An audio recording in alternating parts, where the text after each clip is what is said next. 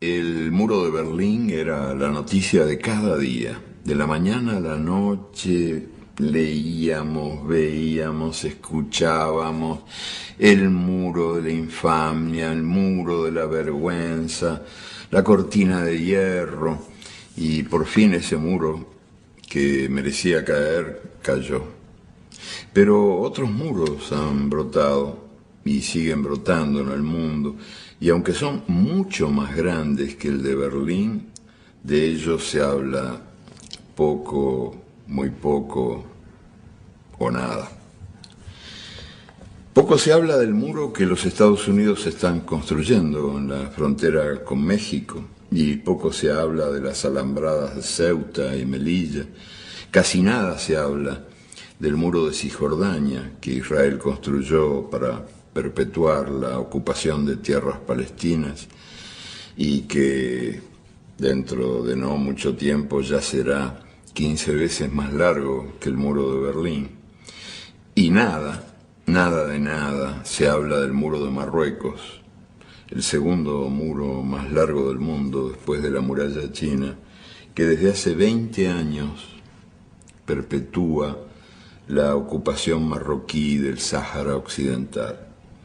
Este muro, minado de punta a punta y de punta a punta vigilado por miles de soldados, mide 60 veces más que el muro de Berlín. ¿Por qué será que hay muros tan altisonantes y muros tan mudos? ¿Será por los muros, por los otros muros, los muros de la incomunicación, que los grandes medios de comunicación construyen cada día? En julio del año 2004, la Corte Internacional de Justicia de La Haya sentenció que el muro de Cisjordania violaba el derecho internacional y mandó que se demoliera. Pero hasta ahora Israel no se ha enterado. En octubre de 1975, esa misma Corte Internacional de La Haya había dictaminado textualmente: no se establece la existencia de vínculo alguno de soberanía entre el Sáhara Occidental y Marruecos. Nos quedamos cortos si decimos que Marruecos fue sordo.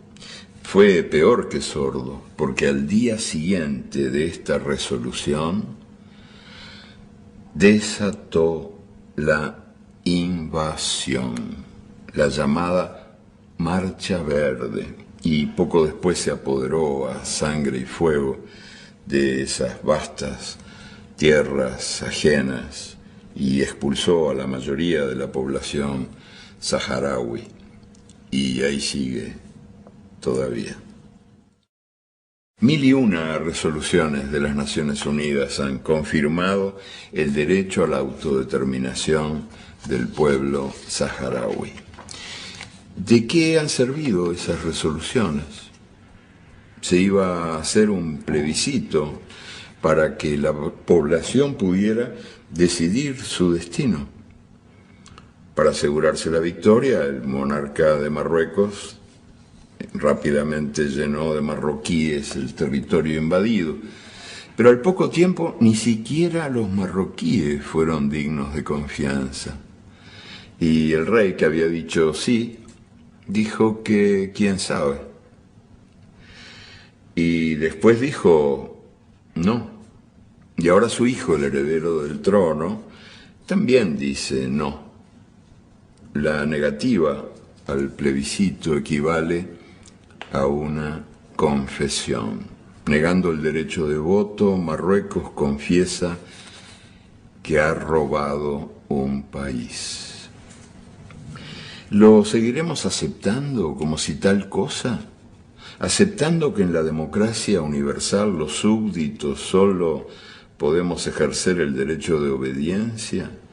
¿De qué han servido las 1001 resoluciones de las Naciones Unidas contra la ocupación israelí de los territorios palestinos y las 1001 resoluciones de las Naciones Unidas contra el bloqueo de Cuba, el viejo proverbio enseña que la hipocresía es el impuesto que el vicio paga a la virtud.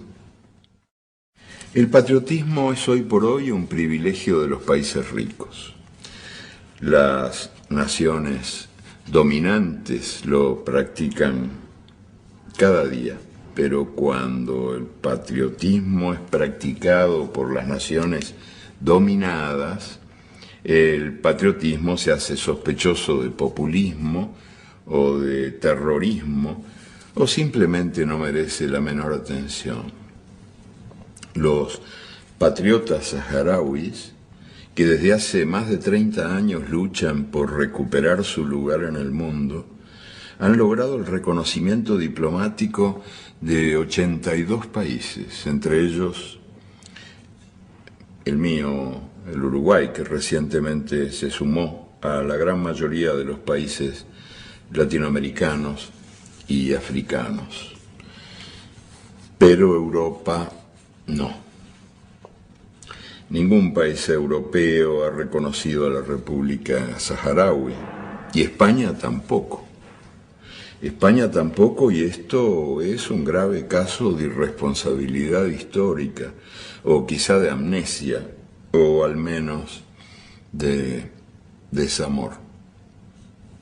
Hasta hace 30 y pocos años el Sáhara era todavía colonia de España, y España tenía el deber legal y moral de amparar su independencia. ¿Qué dejó allí el dominio imperial? Al cabo de un siglo, ¿a cuántos universitarios formó España en el Sáhara? En total, 3. Un médico, un abogado y un perito mercantil. Eso dejó. Y dejó una traición. España sirvió en bandeja esa tierra y esas gentes para que fueran devoradas por el reino de Marruecos. Y desde entonces el Sáhara es la última colonia del África. Le han usurpado la independencia. ¿Por qué será que los ojos se niegan a ver lo que rompe los ojos? ¿Será porque los saharauis han sido una moneda de cambio, ofrecida por empresas y países que compran a Marruecos lo que Marruecos vende aunque no sea suyo? Hace un par de años, Javier Corcuera entrevistó en un hospital de Bagdad a una víctima de los bombardeos norteamericanos. Una bomba le había destrozado un brazo. Y ella, que tenía 8 años de edad y había sufrido 11 operaciones, dijo: ojalá no tuviéramos petróleo. Quizás el pueblo del Sáhara es culpable porque en sus largas costas reside el mayor tesoro pesquero del océano Atlántico, y porque bajo las inmensidades de arena que tan vacías parecen yace la mayor reserva mundial de fosfatos, y quizá también hay petróleo, gas y uranio. En el Corán y en la Biblia podrían estar, aunque no estén, profecías como esta: las riquezas naturales serán la maldición de las gentes. Los campamentos de refugiados al sur de Argelia están en el más desierto de los desiertos. Es una vastísima nada, rodeada de nada, donde solo crecen las piedras, y sin embargo en esas arideces y en las zonas liberadas, que no son mucho mejores, los saharauis han sido capaces de crear la sociedad más abierta y la menos machista de todo el mundo musulmán.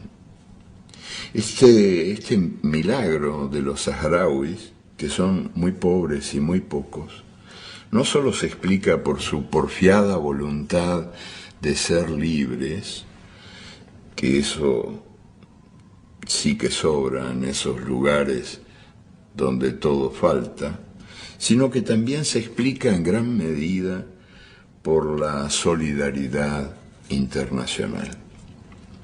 Y la mayor parte de la ayuda de esa solidaridad internacional proviene de los pueblos de España. Su energía solidaria, memoria y fuente de dignidad es mucho más poderosa que los vaivenes de los gobiernos y los mezquinos cálculos de las empresas. Digo solidaridad, no caridad. La caridad humilla. No se equivoca el proverbio africano que dice: la mano que recibe está siempre debajo de la mano que da. Los saharauis esperan. Están condenados a pena de angustia perpetua y de perpetua nostalgia.